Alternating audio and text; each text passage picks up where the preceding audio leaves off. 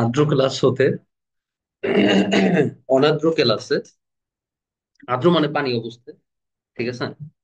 তো আর্দ্র ক্লাস হতে অনার্দ্র ক্লাসে পরিণত হওয়ার কারণে দ্রাব্যতার ব্যতিক্রম একটা রূপ দেখা যায়।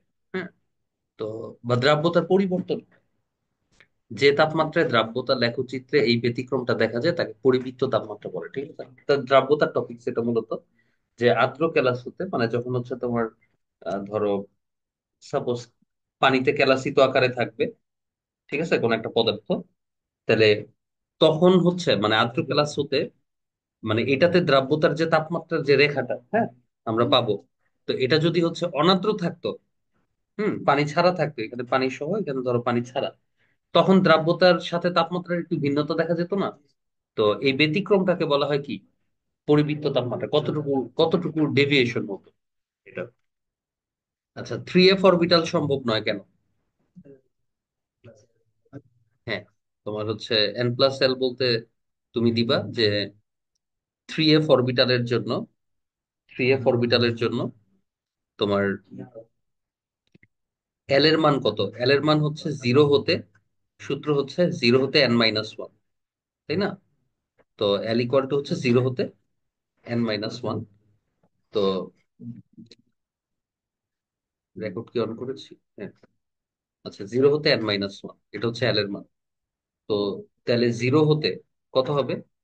এন মানে তো এখানে থ্রি, তাই না?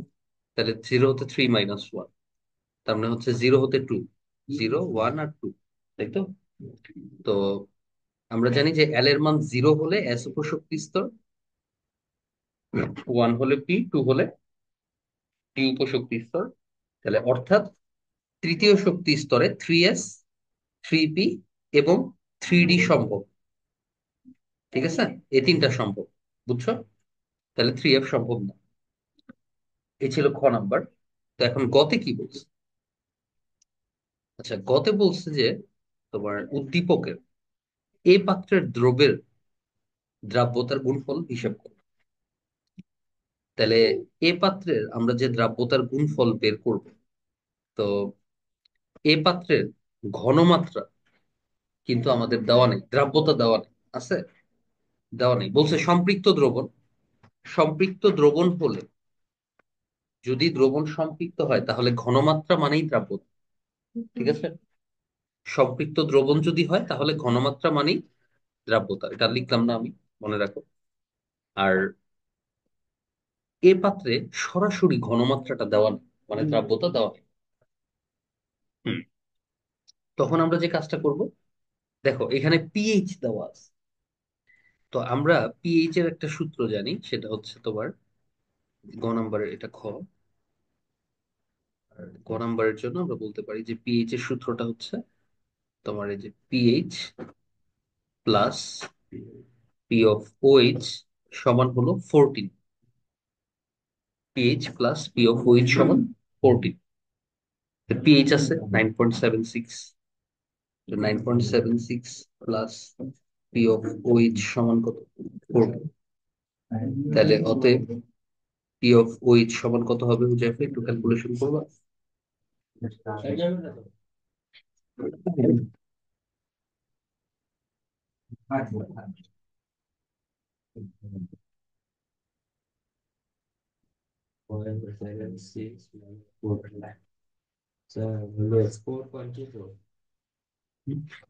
4.24। তাহলে 4.24 হচ্ছে পিওএইচ। তো দেখো হুজাইফা, আমরা যদি হচ্ছে তাহলে তোমার FeOH3 আছে, তাই তো? আচ্ছা, FeOH3 তে আমরা যদি এখানে লিখি যে FeOH3, তো এখানে এটাকে ভাঙলে আমরা কিন্তু পাই Fe3 প্লাস এবং তিনটা OH মাইনাস, ঠিক আছে। তাহলে আমরা আলটিমেটলি যেটা পেলাম যে তোমার পিএইচ এর যে পিওএইচ যেহেতু পেলাম আমরা, তাহলে আমরা সূত্র জানি পিওএইচ সমান মাইনাস লগ অফ হাইড্রোক্সিলের ঘনমাত্রা, তাই তো? হাইড্রোক্সিলের ঘনমাত্রা ঋণাত্মক লগারিদমকে পিওএইচ সমান হলো 4.24। তাহলে মাইনাসটা ওই পাশে পাঠায় দাও, তাহলে হলো -4.24। সমান কত হলো? লগ হাইড্রোক্সিলের ঘনমাত্রা। ঠিক আছে? তো যদি আমরা শুধু হাইড্রোক্সিলের ঘনমাত্রা বের হ্যাঁ অতএব না, লগ ইনভার্স হবে। লগ ইনভার্স হবে, এন্টি লগ ইউজ করতে হবে, মানে এখানে হবে 10⁻⁴.24। ঠিক আছে? কত আসে এটা? হুম, 10⁻⁵। ঠিক আছে, এত মোলার আসে আমাদের তোমার হাইড্রোক্সিলের ঘনমাত্রা। বুঝছো? বা দ্রাব্যতা বলতে পারি। তো এখন এখানে যে হাইড্রোক্সিলের দ্রাব্যতাটা আসছে 5.75 × 10⁻⁵, আমরা এটাকে একটু ব্যাখ্যা করি আমি বুঝে। এখানে ব্যাখ্যাটা হচ্ছে এরকম যে, না, হয়নি এখন। ধরো লগ, আচ্ছা লগের আগে আমি যদি তোমাকে বলি যে 2⁻³ সমান হচ্ছে কত, 8, বা 10⁻, দিয়ে লিখি সুবিধা হবে, 10⁻³ সমান কত, 1000। আমরা যদি এটাকে উল্টা করতাম, যে পাওয়ারটা বের করতাম, যদি আমি এরকম ভাবে লিখি যে লগ বেস হচ্ছে কত, 10, আর সংখ্যাটা হলো 1000। ঠিক আছে? তাহলে এটা রেজাল্ট কত আসতো? ক্যালকুলেটারে বসায় দিলে 3 আসতো। ঠিক আছে?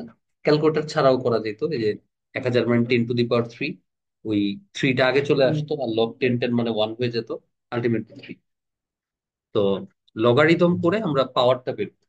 তাহলে এইখানে আমরা দেখো, এখানে আমরা ধরে নিয়েছি এই অংশটার ক্ষেত্রে, এই যে এই অংশটার ক্ষেত্রে আমরা ধরে নিয়েছি এটার লগের বেস হচ্ছে 10।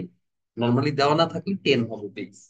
তাহলে বেস যদি 10 হয়, তাহলে কি আমরা এই লাইনটা লিখতে পারি যে, এখানে যেরকমটা লিখেছি, বেজের উপরে দিছি পাওয়ার, তাই না? এই যে তাহলে বেজ হচ্ছে 10, 10-এর উপরে দিছি পাওয়ার, আর আর আমরা জানি যে লগারিদম করে যেটা পাই সেটা হলো পাওয়ার, তাই না? ওই যে লগারিদম করে যেটা পাই সেটা পাওয়ার। তাহলে এখানে 10-এর উপরে দিয়েছি এই পাওয়ারটা, সমান এই যে এই সংখ্যাটা, তাই না? বুঝছো যে? তো এটা করে আমরা পেলাম হাইড্রোক্সিলের দ্রাব্যতা। ঠিক আছে? তাহলে আমাদের এই পাত্রে, এই যে এই পাত্রটায় হাইড্রোক্সিলের দ্রাব্যতা কত পেলাম? 5 পয়েন্ট, এই যে 5 পয়েন্ট, কি হলো, বুঝে বুঝে দিতেছো? আচ্ছা, 5.75 ইন্টু 10⁻⁵ মোলার। ও, কারণ আছে, এর আগে যে কেমিস্ট্রি লিখছিলাম না, এটা লেখা ঠিক আছে এবার?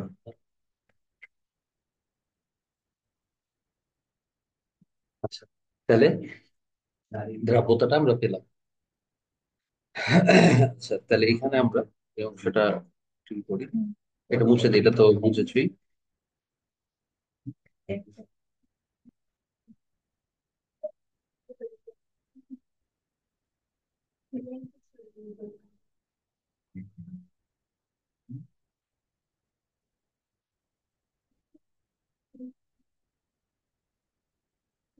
তাহলে আমরা FeOH3,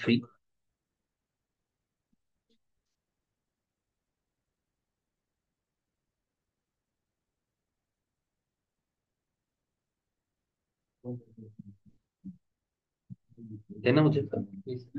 তাহলে এটার দ্রাব্যতা যদি হয় S, এটা হবে S, এটা হবে কত? তাহলে তুলছো দ্রাব্যতার গুণফল, দ্রাব্যতার গুণফল KSP সমান কি হয় তোমার, এই পাশেরটা মানে উৎপাদের যে অংশটা, হ্যাঁ এই অংশটার এই যে দ্রাব্যতা কত, S গুণ কত, 3S। কিন্তু আমরা জানি যে যেহেতু সহগটা 3, এটা হচ্ছে আবার পাওয়ারে বসে যায় 3। বুঝছো? এখানে যে সংখ্যাটা হয় সেটাই আবার পাওয়ারে চলে আসে। তাহলে এই KSP তো হুজাইফা দেওয়া আছে, দেখো KSP তো দেওয়াই আছে প্রশ্ন, এই যে, ও সরি, KSP তো বের করবো। এই যে দ্রাব্যতার গুণফল নির্ণয় করো, তাহলে KSP বের করবো। তাহলে কত হলো, 3 কিউব করলে হয় 27 S⁴ আলটিমেটলি। তাহলে 27 ইন্টু এস মানে এই যে এটাই তো এস দ্রাব্যতা না, এই যে 5.75 ইন্টু, না Huzaifa,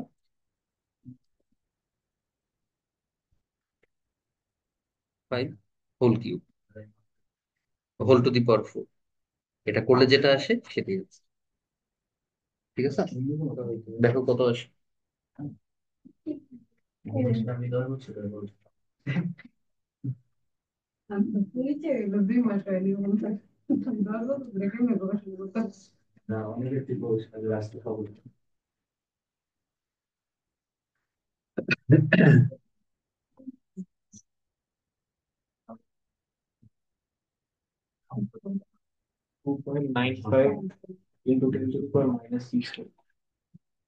two point nine five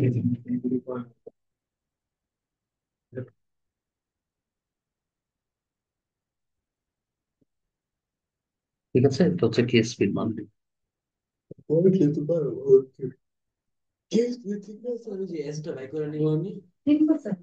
হুম। পরের অংশটা বলছে এ আর বি পাত্রের দ্রবণ একত্রে করলে মিশ্রণে অদক্ষেপ করবে কিনা। সিনথিয়া, কথাগুলো রেকর্ড হচ্ছে। তাহলে মিশ্রণে কোনো অদক্ষেপ করবে কিনা বিশ্লেষণ করো। তো এখন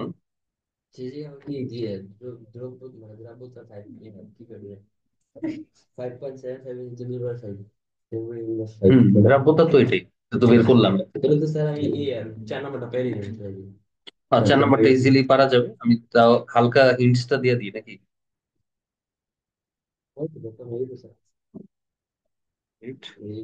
ওই যে অন্ত ভুলে গেছে মনে হয়, এই জন্য। এই যে ঘ নাম্বার, এ আর বি পাত্র মিশ্রিত করেছো, বলছে যে কোনো অদক্ষেপ পড়বে কিনা। দেখো এখানে আমাদের কোশ্চেনে Fe2SO4 কেএসপি দেওয়া আছে, দেখছো? হ্যাঁ, তা আমার দরকার এখানে আয়রন, আর ওই পাশ থেকে দরকার হচ্ছে মানে দ্বিতীয় পাত্র থেকে দরকার সালফেট। প্রথম পাত্র থেকে দরকার আয়রন, দ্বিতীয় পাত্র থেকে দরকার সালফেট। তাহলে তুমি এখানে লিখবা যে মিশ্রণের পরে আয়রনের ঘনমাত্রা, আয়রনের যোজনী কত, 3 না? এই যে এখানে দেওয়াই আছে Fe2SO4 3, তার মানে আয়রনের যোজনী হচ্ছে 3। তাহলে আর আয়রন তো 3+, তাই তো? তাহলে মিশ্রণের পরে আয়রনের ঘনমাত্রা সমান কত হবে ঘনমাত্রা, সূত্র কি? মানে আমি বলি মূলত সূত্র ছিল V1S1 সমান V2S2। তাহলে মিশ্রণের পরে তুমি ঘনমাত্রা চাচ্ছ না, তাহলে মিশ্রণের পরে ঘনমাত্রা বা দ্রাব্যতা কি, এস। তাহলে S2 সমান হবে V1S1 ডিভাইডেড V2। তাহলে V1S1 মানে আদি শুরুতে কতটুকু ছিল, তাহলে আয়রনের শুরুতে V1 আয়তন কত ছিল, 90 ml, তাই না? তাহলে শুরুতে ছিল 90 ml ইন্টু S1, শুরুতে দ্রাব্যতা কত ছিল, 5.10⁻⁵।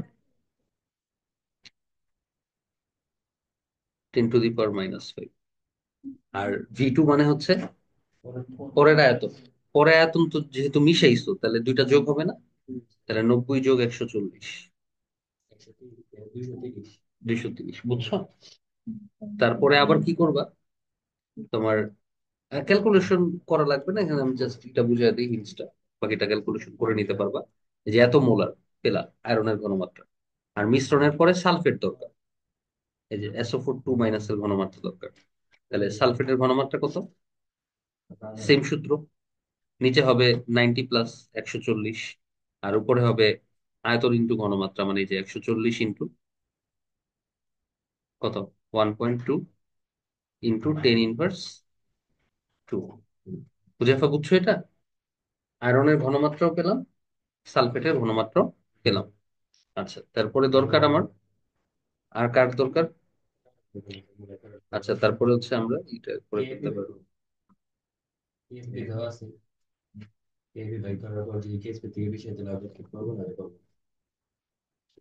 খুব চমৎকার বলেছো, দারুণ বলেছো, দারুণ, অসাধারণ। জি।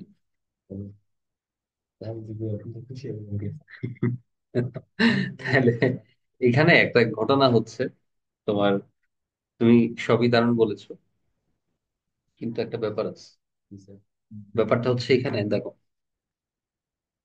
আয়রন এখানে তোমার FeOH3 না? আচ্ছা, FeOH3 মানে Fe হলো 2+, আর OH তো তিনটা মাইনাস, তিনটা OH মাইনাস। তো OH টা তো আমার এখানে দরকার নেই, ওটা বাদ। তাহলে এখানে হাইড্রোজেন সালফেটের মানে তোমার সালফিউরিক অ্যাসিডের বেলায় হাইড্রোজেন কয়টা? দুইটা H+, আর সালফেট হচ্ছে একটা, একটা সালফেট, তাই না? এখানে যদি 2 বা 3 সালফেট হতো, এখানে কিন্তু আমরা আবার 2 বা 3 গুণ করতাম, বুঝে মনে আছে? ওটা নাই দেখে কিন্তু আমরা গুণ করি। ঠিক আছে, এর জন্য সহজ হয়ে গেছে। তাহলে এখন আমরা, আমাদের টার্গেটটা হচ্ছে যে কি বের করা, কেআইপি বের করা। তবে Fe2SO4 3 থাকায়, এই যে Fe2SO4 3, এটাকে তুমি যদি ভাঙো, তাহলে Fe হলো 3+, তাই না? আয়রনের যোজনী যে 3, প্লাস সালফেটের যোজনী কত? 2। তাহলে যে সালফেট SO4 2-। আয়রন আছে কয়টা? দুইটা। সালফেট আছে কয়টা? তিনটা। এই যে সমান হয়েছে, এবার দেখো 3 × 2 = 6টা প্লাস, আর এখানে 3 × 2 = 6টা মাইনাস, মিলছে? বুঝছো? এখন আমরা যদি কেআইপি বের করি, কেআইপি মানে ঘনমাত্রার গুণফল। কেআইপি মানে ঘনমাত্রার গুণফল। তাহলে ঘনমাত্রার গুণফল হবে আয়রনের ঘনমাত্রা ইনটু হচ্ছে সালফেটের ঘনমাত্রা, তাই তো হচ্ছে ব্যাপার। তবে একটা কাহিনী আছে, আয়রন এখানে আছে 2, এখানে দিতে হবে স্কোয়ার। সালফেট এখানে আছে 3, এখানে দিতে হবে কিউব।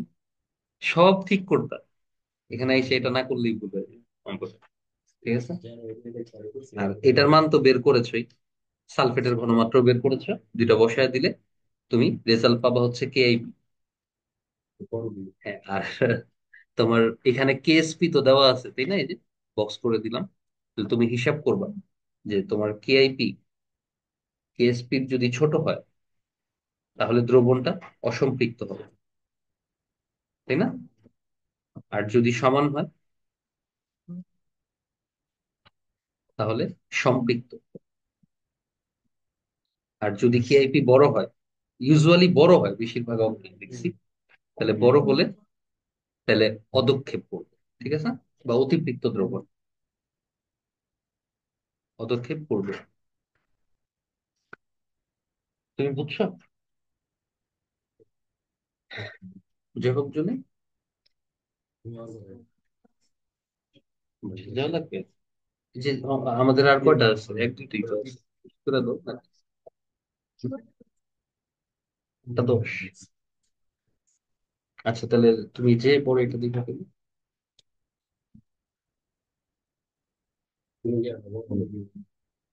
না, এই যে শেষ হয়ে গেছে। আর আর কয়টা আছে যে? দুইটা না? কোশ্চেন 4।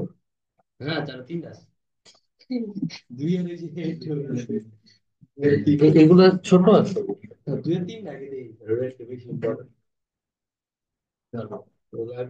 2 এর 3 ছবিটা তুলি নাই তো।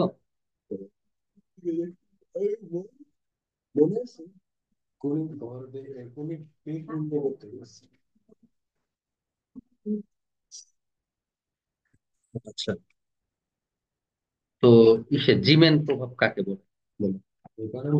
এটা আসলে মূলত চৌম্বক ক্ষেত্রের প্রভাবটা, মূলত জিমেন প্রভাব।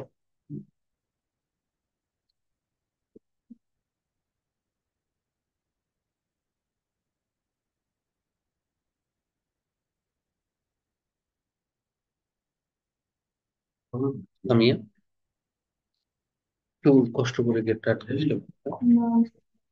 আচ্ছা, দেখো, জিমেন প্রভাবটা হচ্ছে যে চৌম্বক ক্ষেত্রের প্রভাবে বর্ণালী রেখাগুলা আরো সূক্ষ্ম রেখায় বিভক্ত হয়ে পড়ে, একে জিমেন প্রভাব বলে।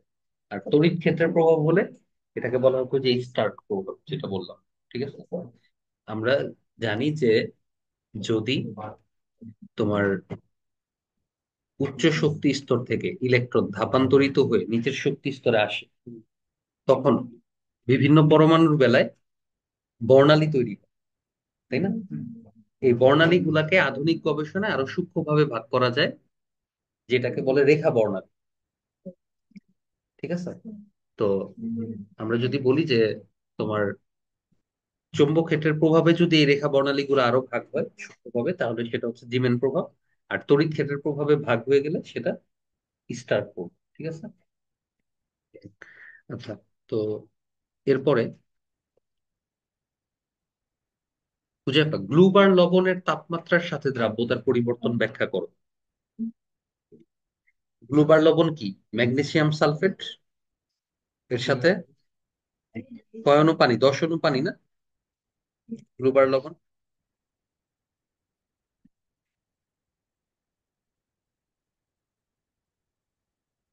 ও সরি, সোডিয়াম সালফেটের সাথে 10 অণু পানি। এই যে সোডিয়াম সালফেট, এর সাথে 10 অণু পানি। ঠিক আছে। তো গ্লুবার লবণের ক্ষেত্রে তোমার,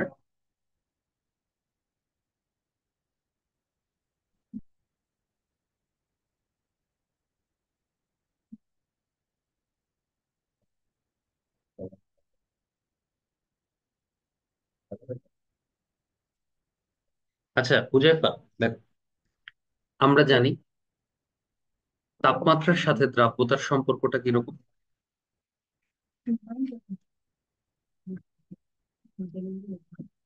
বলতে পারো? তাপমাত্রার সাথে দ্রাব্যতার সম্পর্কটা হচ্ছে যে তাপমাত্রা যদি বাড়ে দ্রাব্যতা বাড়ে। তাই না? তুমি যদি হচ্ছে দেখো, এখানে তাপমাত্রা আছে 40 ডিগ্রি সেলসিয়াস, এখানে ধরো তুমি কিছু লবণ দিছো, অনেক বেশি লবণ দিছো যেটা দ্রবীভূত হচ্ছে না, তুমি যদি তাপমাত্রা আরো বাড়ায় দাও, 100 ডিগ্রি করে ফেলো, তাহলে সবগুলোই দ্রবীভূত হয়ে যাচ্ছে। মানে তাপমাত্রা বাড়ালে দ্রাব্যতা বাড়ে, সমানুপাতিক সম্পর্ক। কিন্তু এটা ব্যতিক্রম। ঠিক আছে। এটার ক্ষেত্রে দেখা যায় যে প্রথমে তাপমাত্রা বাড়লে গ্লুবার লবণের দ্রাব্যতা কম।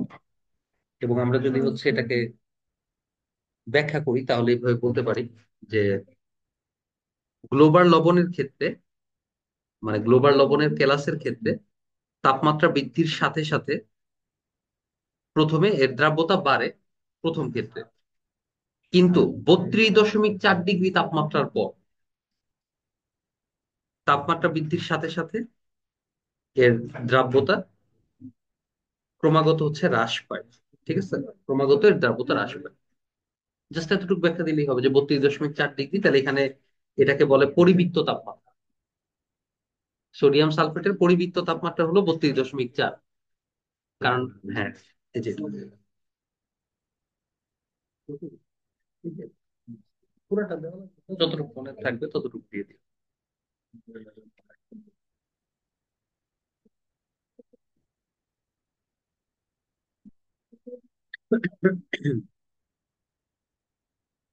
আচ্ছা, তারপরে আমাদের পরের অংশটা হচ্ছে তোমার, আচ্ছা, এক্স পাত্রে অম্লীয় মূলকটি কিভাবে শনাক্ত করা যায়। তাহলে এক্স পাত্রে আমরা হচ্ছে দেখতে পাচ্ছি যে বেরিয়াম আয়ন আছে, আর হচ্ছে কি সালফেট আয়ন, SO4 2 মাইনাস। তাহলে এখানে আমরা অম্লীয় মূলক বলেছে, তার মানে সালফেট না অম্লীয় মূলক, কারণ এই যে অম্ল তৈরি করে, তাই না? তাহলে সালফেটের শনাক্তকারী বৈশিষ্ট্য পারবা না? ওই যে তোমার এইগুলা দেওয়া আছে ওটাতে। ঠিক আছে, যে প্রত্যেকটা শনাক্তকারী বৈশিষ্ট্য দেওয়া আছে, 2টা 3টা করে বিক্রিয়া দেওয়া আছে।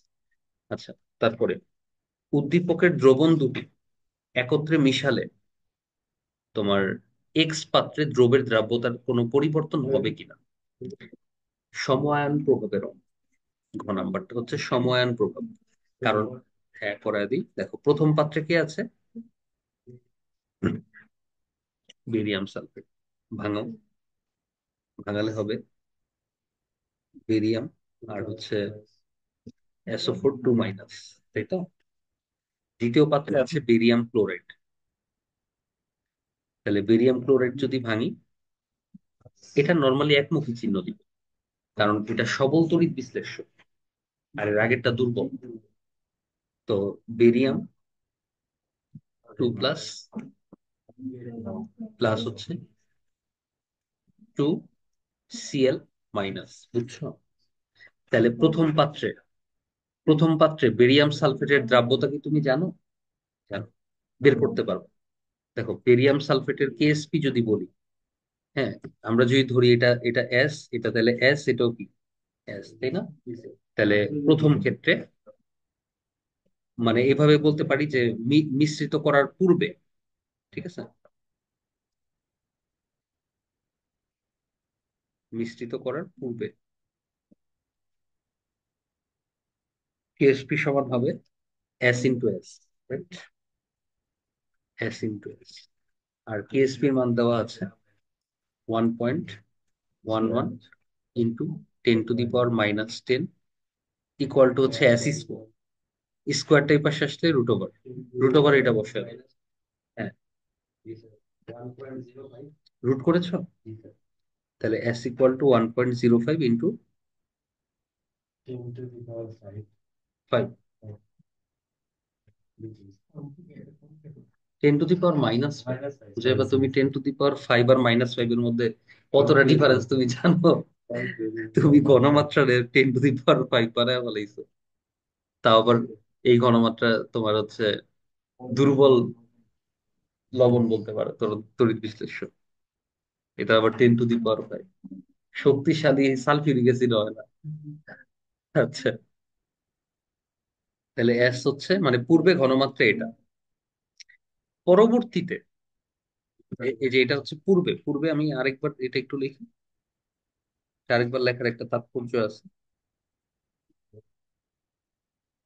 এই যে এটা হচ্ছে এস, এস, আর এখন হচ্ছে মিশ্রণের পরে, মিশ্রণের পরে মিশ্রণের পরে একটা ঘাপলা আছে।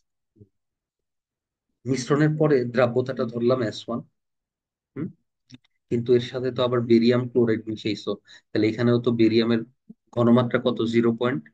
হ্যাঁ, হুজাইফা 0.05 মোলার। তাহলে 0.05 মোলার ভাঙলে এখানে 0.05 মোলার, আর এখানে 2 ইন্টু 0.05 মোলার, তাই তো? তো এইখানে দেখো, এই দুইটা সেম, তাই না? এখানেও বেরিয়াম, এখানেও বেরিয়াম,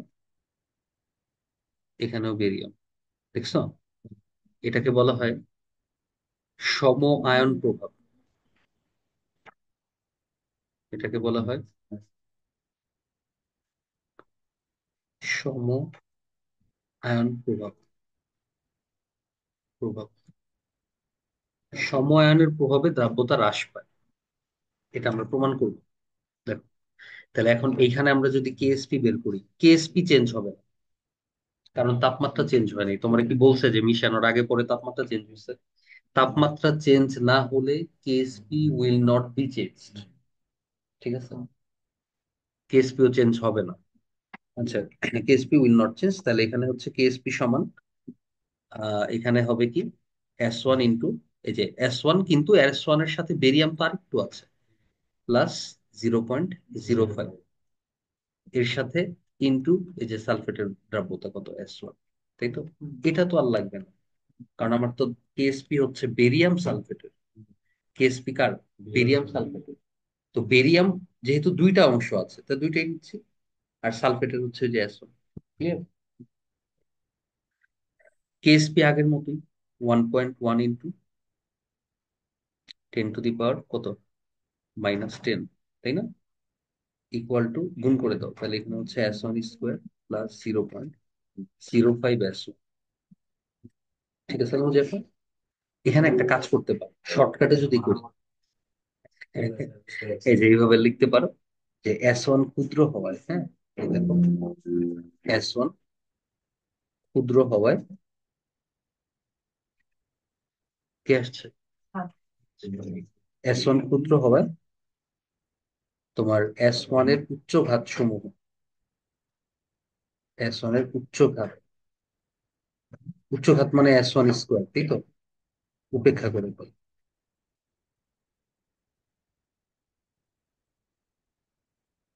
ওয়ালাইকুম আসসালাম, সাদ, কেমন আছো তুমি? তোমার অপেক্ষা করছিলাম আমরা। এমনি পড়াবো জন্য। তাহলে S1 স্কোয়ার এটা যদি চলে যায় তাহলে অতএব S1 সমান কত হয়? 1.11 ইন্টু 10⁻⁻10 ডিভাইডেড 0.05, কত আসে উজাইফা?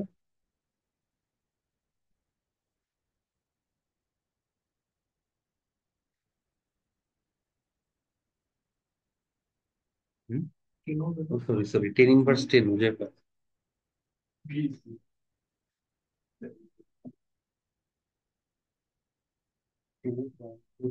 10 ইনভার্স 10 হিসাব করেছো? 2.22, মানে 10⁻⁹9 এত মোলার। তাহলে এবার বলো তো, এস বড় না S1 বড়? অবশ্যই এস বড়, 10 ইনভার্স 5। তাহলে S is greater than S1। ঠিক আছে, তাহলে পরিবর্তন হবে এবং সময়ায়নের প্রভাবে দ্রাব্যতা কি হয়? হ্রাস পায়। তাহলে অতএব এই যে সম আয়নের প্রভাবে দ্রাব্যতা হ্রাস পায়। ঠিক আছে, বুঝছো যে এখন ক্লিয়ার? আর কোনোটা আছে? আর কোনটা?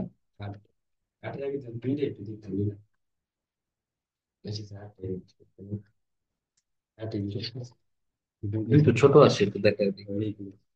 আচ্ছা, দুয়ে কি বলছে তোমার? K L M N চারটা শক্তি স্তর। K L M N, এটা অবশ্য শেপ দিয়ে রাখতে পারতাম, দেখতো। একটু বড় করে দেন, দেন দুইয়ের থেকে আমরা এম এর প্র্যাকটিস করি।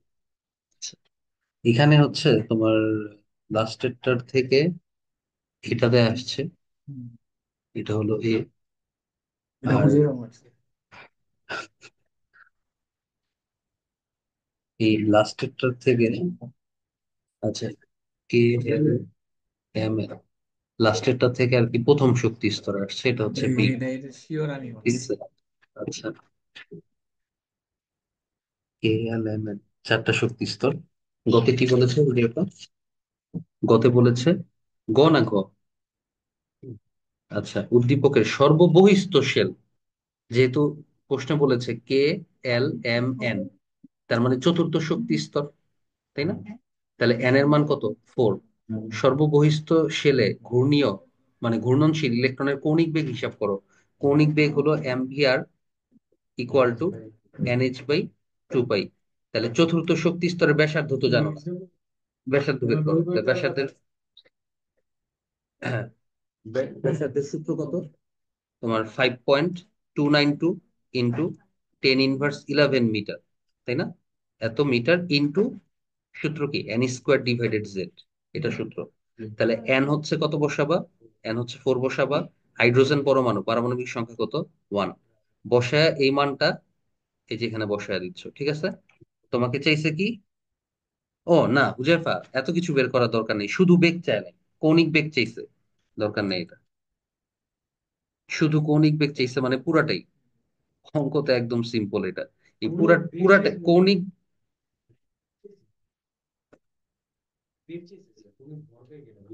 ও আচ্ছা, পুরোটা তো কৌণিক ভরবেগ না, তাহলে তাহলে আমাদেরকে আবার ওই সূত্রই নিতে হচ্ছে। আর এন সমান 5.292 ইন্টু 10⁻11 মিটার ইন্টু কত? N² divided Z। হ্যাঁ, না লিখলেও হয় এখানে, কারণ জেড এর মান 1, হাইড্রোজেন পরমাণু হওয়ার কারণে। তাহলে এখান থেকে আর এনটা বের করলা না? তাহলে তুমি যে এই মানটা পাইলা। ইলেকট্রনের ভর জানো না? 9.11 ইন্টু 10⁻31 কিলোগ্রাম, তাই না? এন জানো, চতুর্থ শক্তি স্তর প্লাঙ্কের ধ্রুবক জানো 6.626, 10⁻34 জুল সেকেন্ড। পাই জানো, সবকিছু জানো, ভি বের করবা, ঠিক আছে? ভি এর মান বের হবে। তাহলে আমরা জানি কৌণিক বেগ ওমেগা সমান V/R, কারণ ভি ইকুয়াল টু ওমেগা, ফিজিক্সে পড়ছো না? রৈখিক বেগ সমান কৌণিক বেগ ইন্টু ব্যাসার্ধ। তাহলে কৌণিক বেগ হচ্ছে রৈখিক বেগ ডিভাইডেড ব্যাসার্ধ। রৈখিক বেগও জানো, হ্যাঁ, রৈখিক বেগ, হ্যাঁ, আর ওমেগা কৌণিক বেগ। ঠিক আছে, এটা হচ্ছে যে কৌণিক বেগ। ঠিক আছে, আর